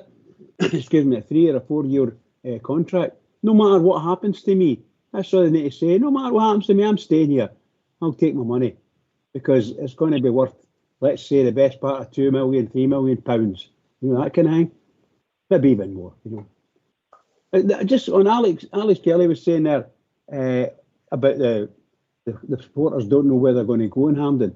When I was listening to the chairman's interview, he did say there's a massive mapping exercise going on. Get everybody. Where they're mapping seats, If you take the main stand at Hampden being as near as possible, the main stand at Ibrox, and then people will get seated elsewhere. The people that govern the rear will go in the north stand within reason. The people in the front will go to the side, and then it'll be done like that. I mean, but it'll need to be done and drawn up, and so you wait and see what season tickets are sold, and then take it from there. Right? It's no difficult. Our old school blue could take half an hour. Well done, old school. I thought that would have been a good thing for Albert. Well, we could have done that. We could get him. No, these squares used to get the paper with the squares on it. Mm-hmm. We could get him some of that and get him a set of cranes, and he'd do it all and put everybody's initials on it. That would be perfect for him. That's a big list, isn't it? I'll mention him that tomorrow. I'll mention that to him tomorrow. But you're not alone. I think John, we're feeling the frustrations, and obviously, if we can win on Saturday, the mood will be lifted greatly, John, won't it? Oh, certainly, aye. Even if it's the win and it's not been the best of games, but the fact that they put the effort in, do you know what I mean? But I'm laughing at you there. We need to get you on the board. That's what we need to do. I'm on enough points, trust me. Aye, but listen, there's a lot of mistakes. At the same time, some of them in hindsight, some of them people picked up at the time, and it's been an imperfect storm for us, Jonah. Oh, that's for sure. That's for sure, but that storm will eventually burn out. I mean, I really believe Clement wouldn't be there if he didn't think he could do the job. I mean, He seems that kind of character. I don't know what you think, Jock. I'm not sure with Clement. The last 6 games of the season, Ox, I was the same as you. I was baffled how it went so badly wrong. So he's here. I'm happy he's here, but will he stay? I don't know. We don't know. It seems we got off to imagine this is constructive criticism. Imagine we got off to the worst start and we have to go to the man came off and it's been a bad start. He really heads up against it. And it's a result-driven industry. You're spot on there, Jock. It doesn't matter who you are or what record you've got. If you don't get results, you're under pressure, AK. Go there. Just imagine we got a bad start. We have to go there. Yeah. It doesn't go well. AK. The fans, how the fans are. It will.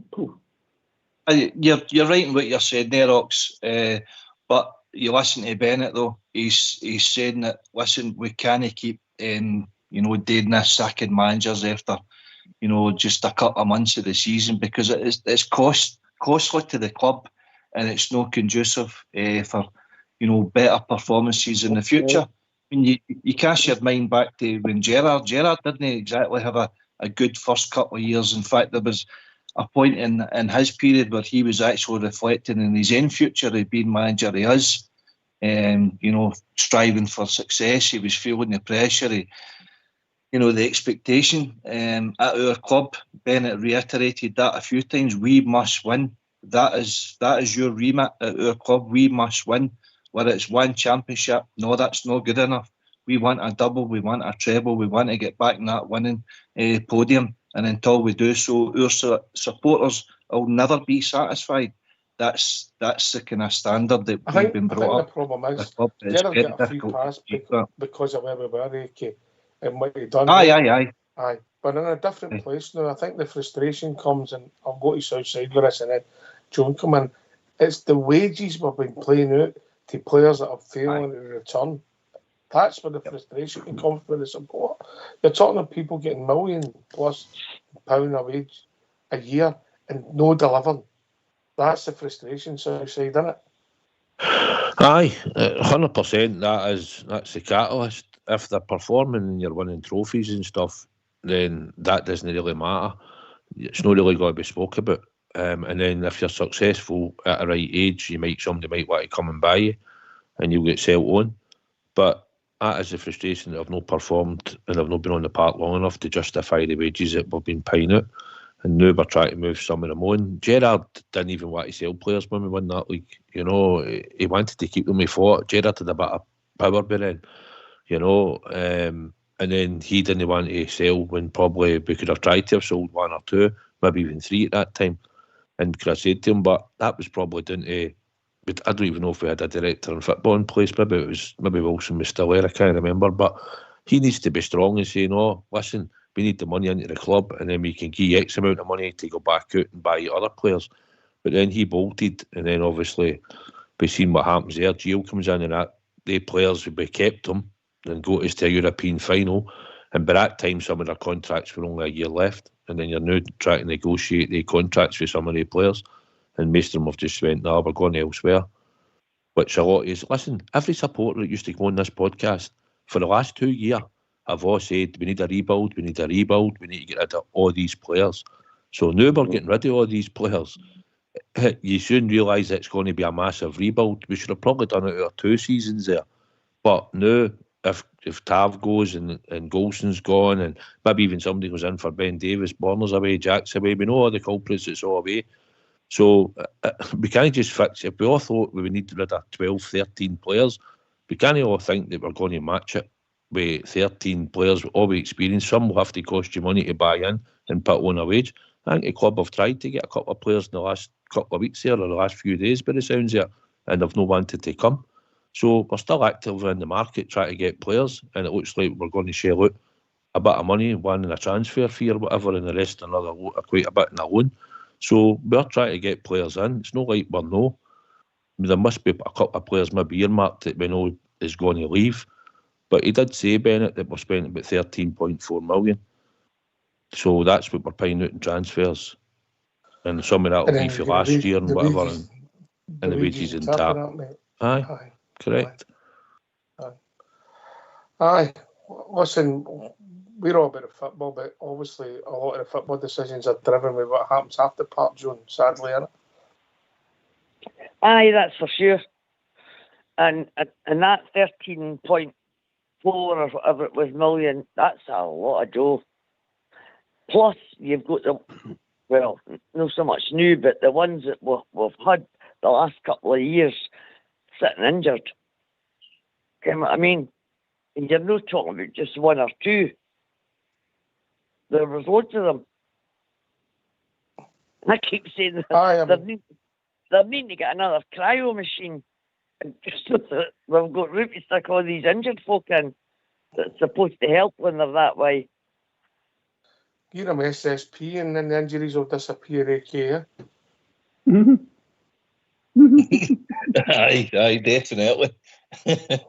Aye, pay as you play. Aye, no problem. I've just got a feeling that the club's lost direction a wee bit. You know, as Bennett has reiterated in his interview, our club's all about success, it's all about winning. See, when you've got a guy like James Bisgrove being the CEO, all right, he might have had the credentials for the job, as in his qualifications and stuff, but he's basically a marketing guy. You're a business guy. You're all business men.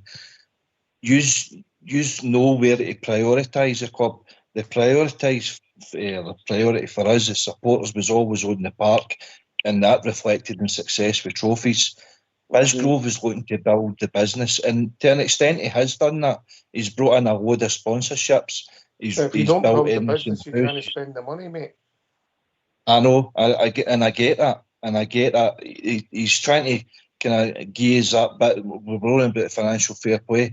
The more we expand on that, the more we're bringing in, hopefully we can afford more better players for wages and stuff, but it's no worked out that way, and that's where we've been stung. The recruitment angle is that you've spoke before there, Ross Wilson was gaining all these big contracts, but see when we're getting, I think Jock mentioned it, see when we're building Ensman House and they were telling us it was only going to cost £5 million and it ends up £12 million, that money could have been going towards our manager to improve the team. You know, we're building corporate suites. Aye, the essence there is to bring in more money with him, but that money could have been going to Clement. We've put a fortune on our B team. We've now got a ladies team, extra expenditure, you know, and that is I think that the club has lost focus. I mean, Bennett's a businessman and a successful businessman, but he's never been a chairman of a football club. Neither was Douglas Park, you know. So all these kind of you don't have many chairmen that go from club to club, do you? It's not a job that you do. No. Aye, it's a specialised role.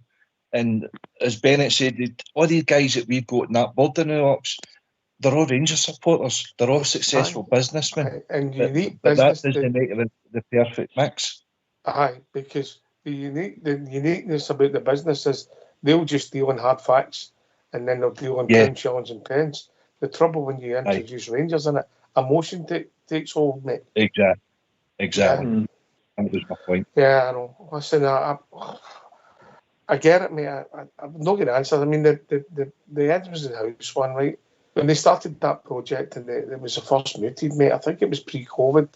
So, around about 2019 or something like that. So the planning all gets in place. You go so far down the line and then the price of everything goes through the roof.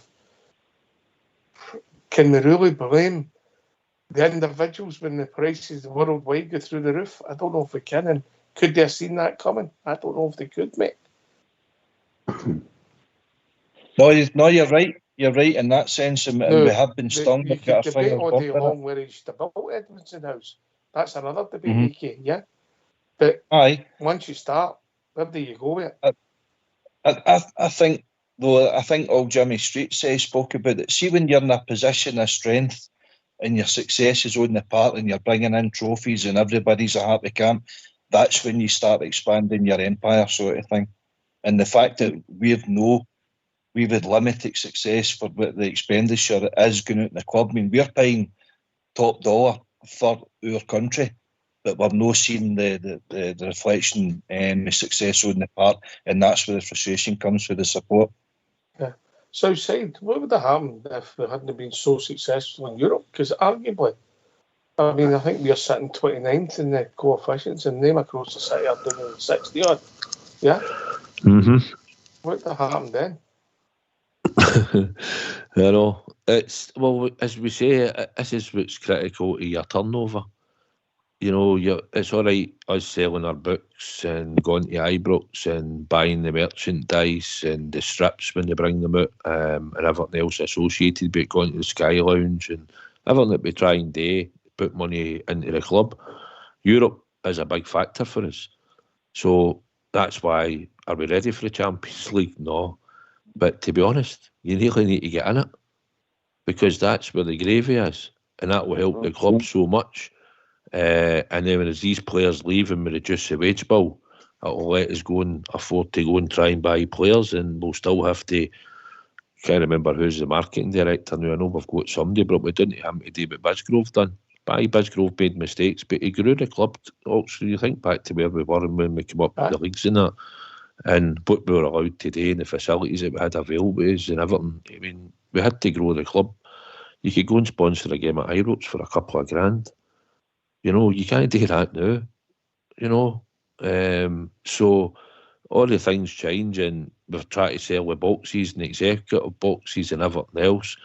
So we've got to try and get that revenue that we bring in. But Europe is important, mate. It's really important. So that's why if we don't get into the Champions League, we'll go into the Europa League group stages, and we'll need to try and get out them, because the club really need the money to help the turnover and everything else that's associated with it, attractive players that know that they're going to come and play European football. Hopefully it'll be Champions League football. But if no, then you can say, well, hopefully we'll go a bit longer in the Europa League run. You know? Aye. And arguably, Bridgeman, I know it sounds bizarre, but this, we're consistently maybe some of our best results over the last few years ever in Europe, you know? Absolutely, pal. I mean, and not just the results, the way we played. Some of our play was absolutely superb, and we played some really good teams and outplayed them. And the excitement, Ibrox have been fantastic in the European games, absolutely fantastic. You know, it's just great to be there and listen to the fans shouting, being part of it. It's just amazing. We'll come up against some really good sides and manage to match them and beat them. And so, goodness sake, some of the games are just fantastic. Rangers are a fantastic side in Europe.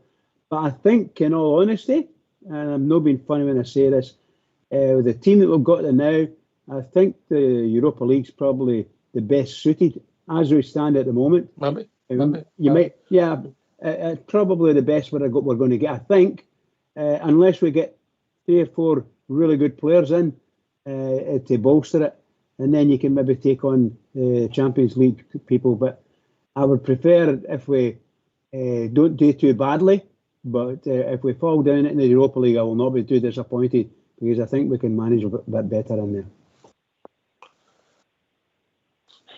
John, I've got a question for you. Is that where the frustrations came for this group of players, these teams? That they can get the results that they've got in Europe and then fail in some of the people that we play in Scotland that are paying a lot less than their budget? Is that where the frustrations came from? Jock first, then John. It certainly doesn't help. Oh, sorry, Jock first. John, ladies first. Ladies first, there you go. On you go, John. No. Ladies first. It doesn't help. It certainly doesn't help. And it's like they're going. Rangers are like, as you see in Europe, they're brilliant, and then they come back and they're playing a team that's like, we've got St Johnstone, we've got in the League Cup, aye. And you come back and you're getting thumped with somebody like that. You know what I mean? I'm not saying St Johnstone's a bad team. No, I know, but you're using that as an example. Aye. Do you know what I'm saying? Aye. I do. You can beat Betis away, but you can't beat Dundee and aye. Ross County. And then the fans have gone daft again, gone like, what's happening here? Do you know what I mean? And you come joke. Different football, you know, isn't it? Totally different football. No, listen, we've punched above our weight in Europe from Gerrard and Gio, and a wee bit last season as well.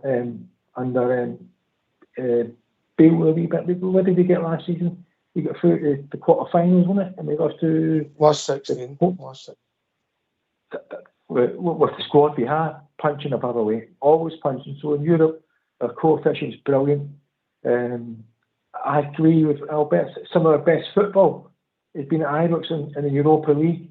It's been fantastic. We have punched above our weight. Then we come back to Scotland, and then it all changes. It seems to drop down. You know, under Gio, great football, and Gerrard as well. Great football and winning away and at places we thought we'd get hammered. We come back to Scotland, and it's just big. It's a big down like that. So the players don't seem to get up for it coming back after. Imagine playing on a Thursday night and then we go to a Sunday game. It's just like watching a different team. So is the thing that their south side that the players were maybe motivated because of the rewards? Have we got to look at the structure and the payment? Is that the learning curve?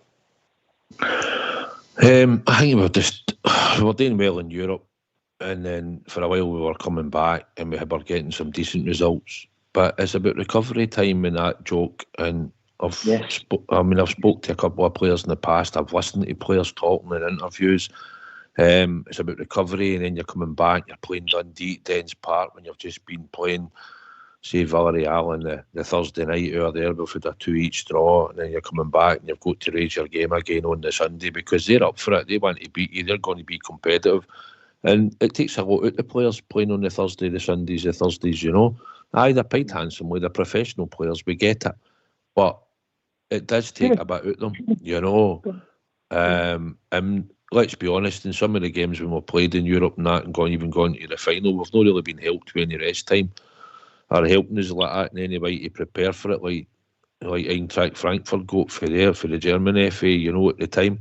But listen, we've been up against it twice, we've been to finals. And the teams carried us through and they won league games and they didn't get it out in the league, but we still got to a final in Europe in the past squad and on 2008. Some of the players weren't the world beaters, but they were a good team and a unit. It's been a good unit. It's about understanding what your job is and playing well as a team. We've carried our luck, I agree with you, but I'll be honest, Joe, following Rangers abroad, when under Gerrard, everybody that went, we were always confident we'd get a result. It just felt like we would do something in Europe. And sometimes it didn't happen, like Austria, Vienna away and stuff like that. But on the whole, he gave us a lot of good nights and then Gio carried it on. And we punched above our weight in certain ones.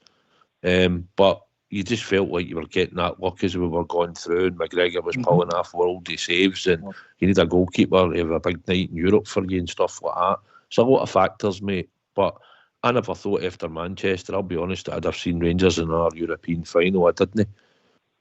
Well, listen, we're moving into the last 25 minutes of the show. A lot of subjects tonight, a lot of, you know what it's like, we get down rabbit holes, but let's hear from these. Why don't you give us a call on 0141 356 1972? It's your show, it's your platform. Let's hear from you.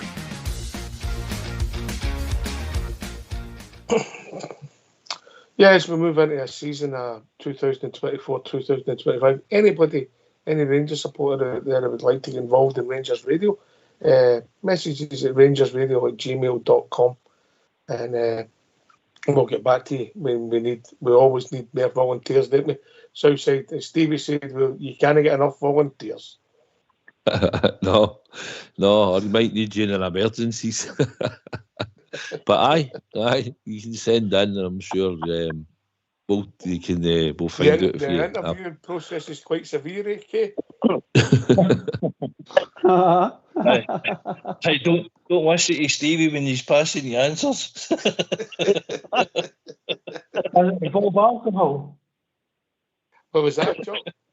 Does it involve a lot of alcohol, the interview process? No, just as well. I'm already going, but I'll let AK explain. It's a tough process, isn't it? Aye, definitely. Oh, big man's brand new. I would say it's more pies with Stevie that would buy him rather than alcohol. But he can be bribed. He's known for a Stevie tequila can rose. be bribed. Definitely.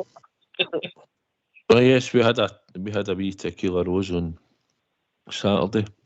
First thing he came out with a full tray. I'm sure Albert's getting a taste for that. He's gone for strawberry milkshakes at McDonald's.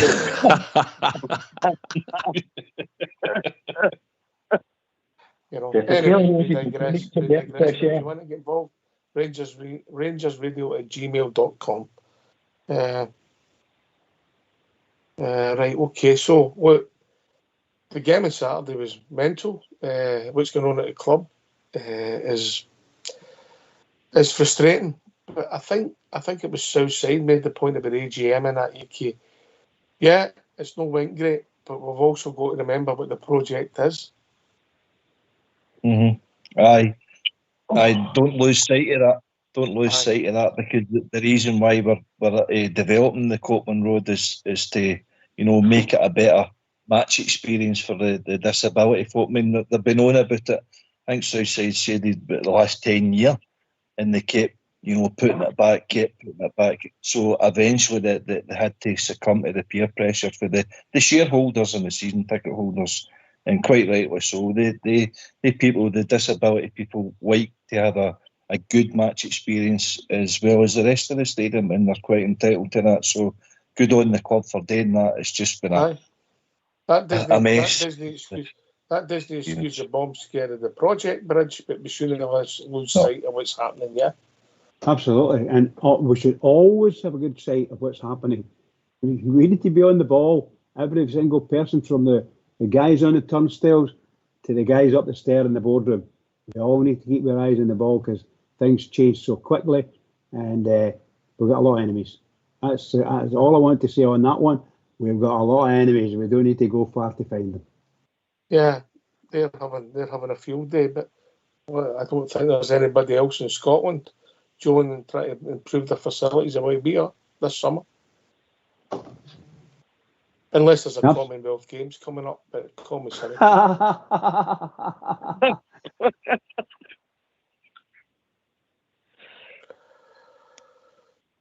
John, you lost for words? Sorry.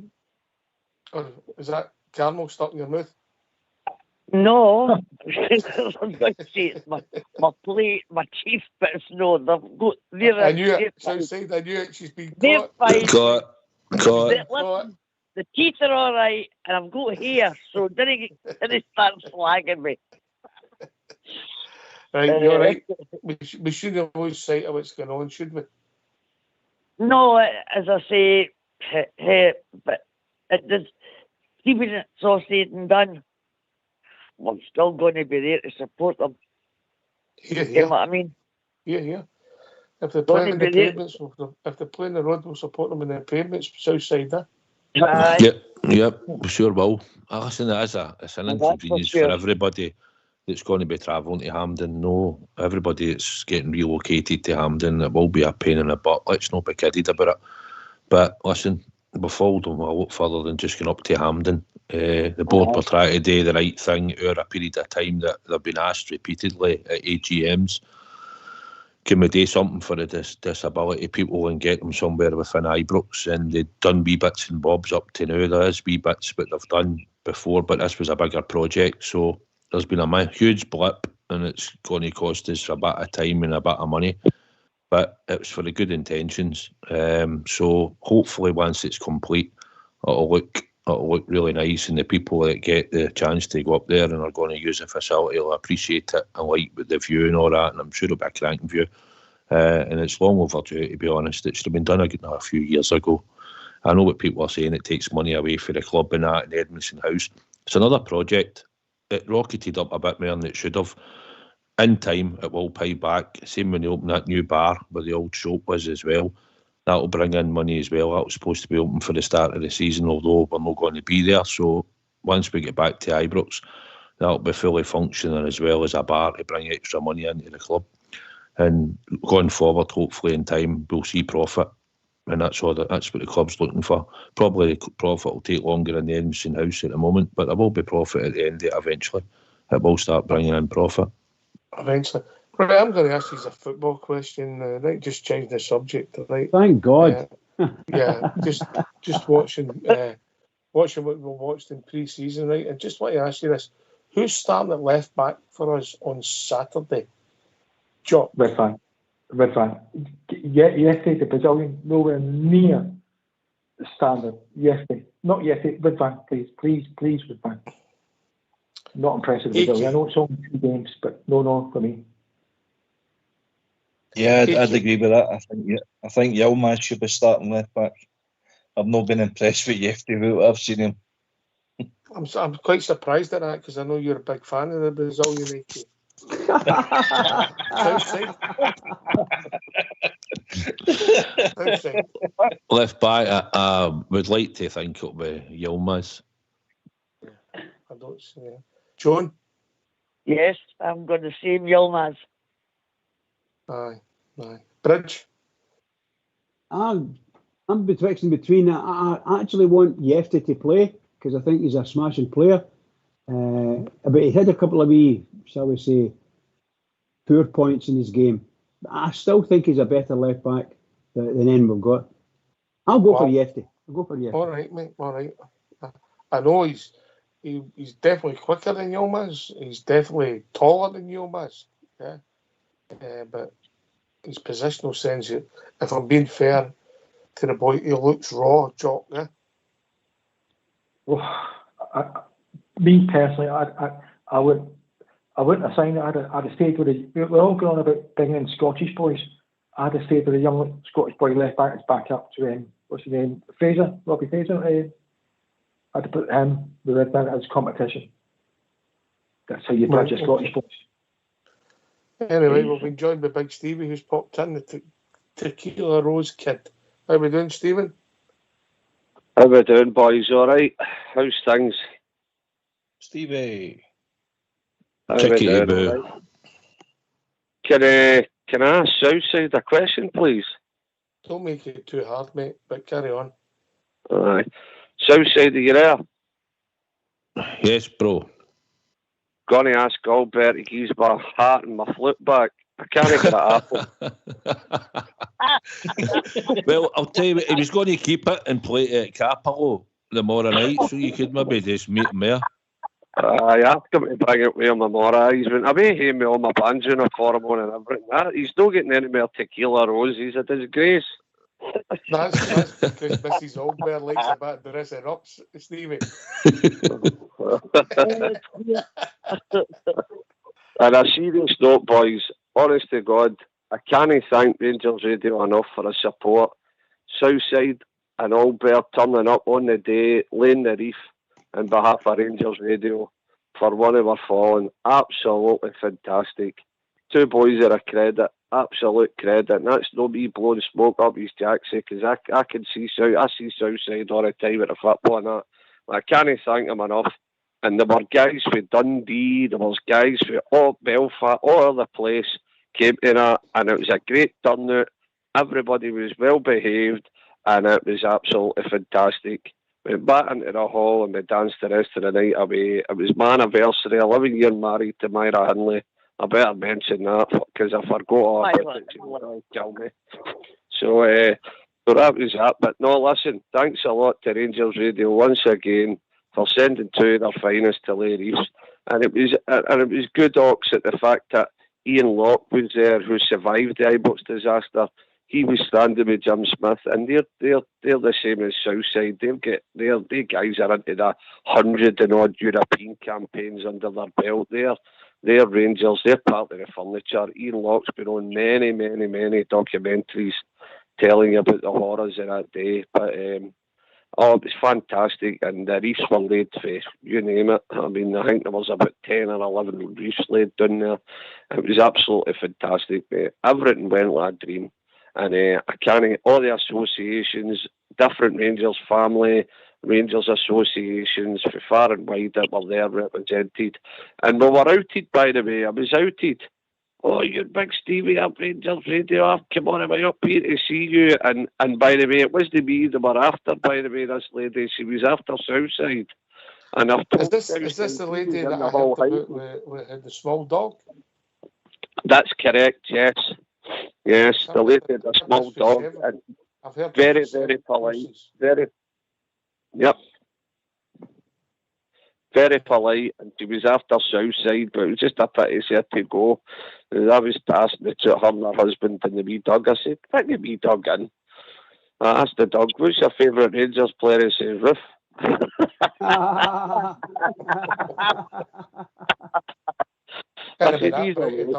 He's no ways anywhere. I said that the dog. Anyway, you forgot one thing, Stevie. Right. I think everybody recognises the part you played in this, mate. Without people driving all these things, they don't happen. So we doff our hat to you, sir. And we recognise all the work and stuff that you do, supporting the others, of course, but without the driving force, none of this happens, mate. Here. Well, I'm going to be Ally McCoy's here. It's a team effort, mate. It's not just me. All the boys are there and all. Many hands make light work. But I've got to say, thanks to the family, thanks to Mandy Mahon and Robert Mahon that were there on the day. The family couldn't thank us enough. They were absolute tickle pink with our efforts and endeavours, and that's what matters to me, that we did the proper thing, you know what I mean? We've done it right. We're all smart, proud, clean and tidy, went up there, done the business, and give me Robert a few tunes. So that's what matters to me. That's what the Bears do. We look after each other, you know. But outside and Albert, what a man Albert is. Even he goes, man, when they put him in a glass case somewhere, he's half his chump, man. Yes. Let's just say when they made that man, they threw the mould away. That's all I'm saying, yeah. Every day's an adventure with Albert, I'll give him that. No, Stevie, credit to you, big man, and everybody else that helped out, even Myra Hindley with all the grub and all that. No, it's a fair effort, it's a lot to organise. You had to do a lot of the sending out invitations and that, and you get a good turnout on the day, and it was well done, you know, even up at the Stone, up at where we were, and the way you conducted it and done the wee service and all that, it was superb. So it was credit to you and everybody else that helped you, mate. And I was privileged to be asked to take part, mate. So I thank you for asking us, you know. And Albert felt the same. Can I just say something? Can I just say something? Oh, you go, Bridge. Well, listen, Big Stevie, as you know, I was at the game when it all happened, and you've taken me up to see the wee Stone. It's an absolute pleasure. So I can't thank you enough for that. And I'm not surprised people are saying these lovely things about you. But as far as that boy Mahon is concerned, absolutely fantastic. You're brilliant with it all. Superb. Congratulations and well done, big man. Well done to all of your guys. Well done. And from an ex-drummy hornsman, well done. Never leaves you, Bridge, does it? The drum. No, never leaves you. Never. No. Listen, boys, I'm going to let you go. Willie Winky's calling on me. I've got my work in the morning, and I'm still a bit tender for the weekend. But Southside, do us a favour. Make sure he's not running about the Paisley Road with my gear. I will do. I will. I'll tell him not to wear it. I'll tell him to fold it and have it ironed for tomorrow and present you with it. Right. But we'll see you tomorrow night. I'll see you down in Greenock to see the B team. Yes. Right, okay, buddy. See you tomorrow. Over, mate. The pies are all you since they take I know. Right, okay. Over and out. Well done.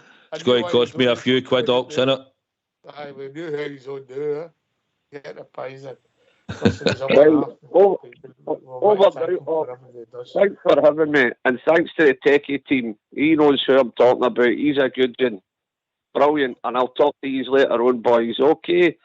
The season starts on Saturday. The only one thing I'm going to say to everybody listening to Rangers Radio, no matter what team we put out, we will fight to the death. We will fight to the death, man. No surrender ever. Good night, lads. Right.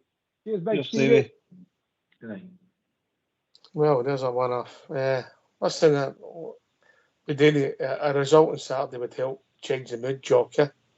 Oh, you need to look. We all, not Clement. We all need that result on Saturday. Even if it's 1-0, last kick of the ball, jump all over it. We really need that result, badly. I was going to say then we move on to the 2 home league games, but that's the other part of the problem, isn't it? Well, hopefully the home games won't feel like away games, even though it happens. Does that make sense? Aye, correct, mate, correct. Aye, we've still got the same amount of people there supporting the Bears. It feels like an away game, but with Hampden, so it has to be an impeccable start. We can't lose any points, 1 point, any point going to the Manchester off in the 4th game. We need to, be, all points, 9 points going there and be over the moon and see if we snatched a draw. That would be a good result, but I'm just saying, every game's a match. It's important. If I'm honest, I think that was when Bill, that was the beginning and the end of Bill, rugby partner, if I'm honest, AK. Every game. 100% right there. Right, Jock. You're right. Jock, write your name in your horn, mate, in case you forget it. It's no AK, and you come AK. No worries. No, you're right. You're right, pal. And to be honest, there was a lot of, if you remember back to pre-season last year, with Bill going, a few iffy performances there, bro. Well, we've had that again this year, but we hope and pray that we get off to a better start, because what was it? I think it was 7 league games we lost in total last year. You don't win a league losing 7 league games in your first league game of the season. It's imperative that we go off to 3 points. So, no, you're good point, Ox. We need to get a victory there at Tynecastle. Right, last word for your good self, John. Yes. But again, I've got to say I love the chat and the details that we go into as well. And hopefully, as I say, Rangers will do it on Saturday. Yeah. I don't know, I've got a feeling. It's my boy's birthday. It's my boy's birthday. I named him after John Gregg. I called him Greg. Right, okay. And my other son I called Derek, after Derek Marlene. But we're going to be, we'll be there, and we'll be cheering them on as much as we can, and the singing and the chanting and everything else. It's Minnie, aye. Well, remember, there'll not be Minnie is there, but it's up to the team on Saturday. Cheers, John. Good to hear you. Right. Jock, over to you, Good Jock. man. Last word, mate. Onwards and upwards. Come on, the cheers. We have to look. The Rangers staff in their blood, so always support the cheers, no matter what. Thanks, mate. Thanks to you and John. Great calls. AK, last word for you. Good night, boys. Good night. Good night. Good night, Joe. Good show tonight. Everybody, the callers involved there with John and Jock, yourself, Bridge, the techie team, Big Southside there, and Stevie coming in as well. So, brilliant. Well done, people. Onwards and upwards. Southside. Aye, the show's always different, innit? You never know what you're getting when you come on, do you, Ox? You certainly don't get heat maps and XGs on here anyway, that's for sure, unless you're into that stuff. But thoroughly enjoyed the show, mate, as always. It was good to pop in and talk about the greatest team in the world, mate, and good to hear the troops on the night. So thanks for having us on. Aye, it's a pleasure, mate. A pleasure. Obviously, people had things were scheduled for the night and couldn't make it for various reasons, and you jumped in at the last moment, just like Big Stevie, mate.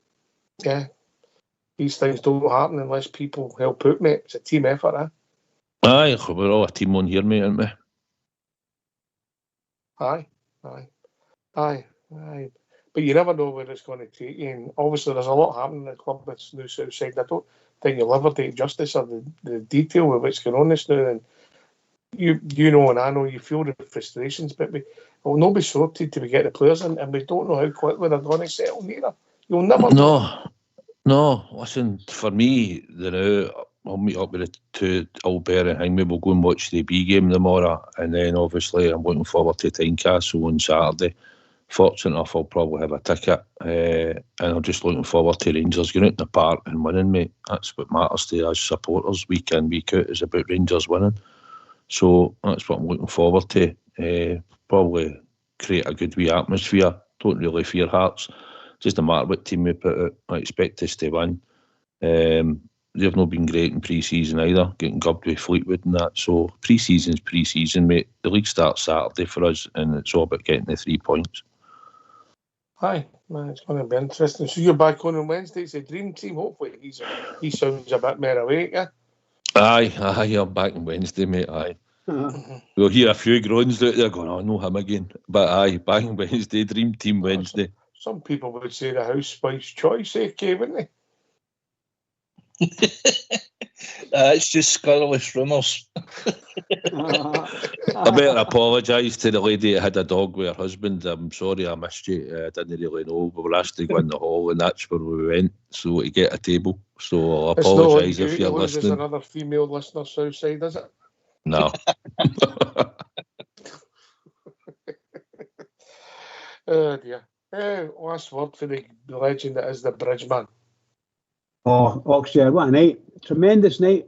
Thanks very much for having us on. Of course, superb. And of course, Southside carrying me forward on it. And of course, Alex Kelly joining in. And to yourself, Oxshire, and the techie boys in the background. Seriously, been a tremendous night. A big thank you to you and to all the Rangers fans that are listening in all over the world. Remember, we are the people. We start on Saturday. Everybody, keep it going for the Rangers. There's nobody else in the world. Keep it going. Yep, just like to wish Jock, he's got a wee procedure taking place tomorrow. All the best for tomorrow, Jock. Hope it works out for you, mate.